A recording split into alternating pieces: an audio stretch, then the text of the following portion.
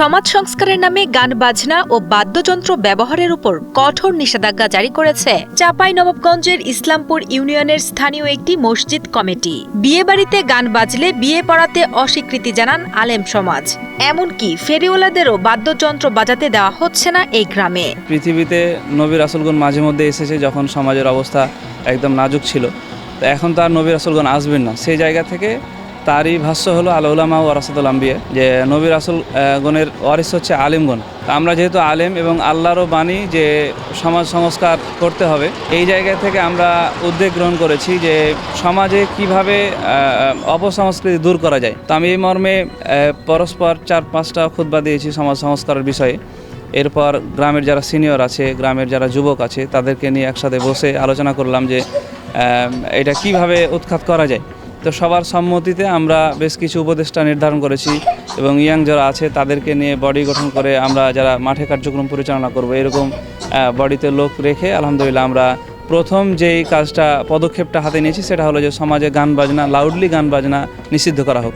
আমরা লাউডলি গ্রামের মধ্যে নোটিশ জারি করেছি, স্পষ্ট আমরা লাউডলি বলে দিয়েছি যে আজ থেকে অত অঞ্চলে আমরা গান বাজনা আমাদের পক্ষ থেকে নিষিদ্ধ করা হলো।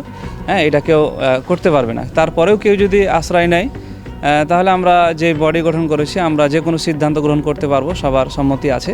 তো আলহামদুলিল্লাহ এখন পর্যন্ত কেউ দুঃসাহস গ্রহণ করেনি, আলহামদুলিল্লাহ সব কিছুই আছে। মসজিদের মাইক শুধুমাত্র আজানের জন্য ব্যবহৃত হবে। আমাদের গ্রামে গান বাজনা বাজা চলবে না, এটা আমাদের মতে বড় ছোট যুবক বৃদ্ধ সবাই মত দিয়েছে, দিয়া আমরা সবাই মিলে গ্রাম থেকে গান বাজনা বন্ধ করে দিয়েছি। আমাদের এখানে একটা নতুন আগে হুজুর ছিল, এই হুজুর চলে যাওয়ার পরে আরেকটা হুজুর এসে মানে হুজুরে বলছে যে মসজিদে কোনো মানুষ মারা গেলে কোনো কোয়া হবে না, যখন নাচটা নিয়ে যাবে তখন খালি একবার কইবে যে নাচ নিয়ে গেল এটা। আর দ্বিতীয়টা হচ্ছে যে মাইকে কোনো কিছু কোয়া যাবে না, গান বাজনা কোনো কিছু কোয়া যাবে না, খালি আজান দেওয়া চলবে।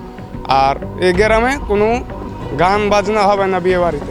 যদি যদি গান বাজনা হয় বাড়িতে, তো মুলবি বাড়িতে যাবে না বিয়ে পড়াতে।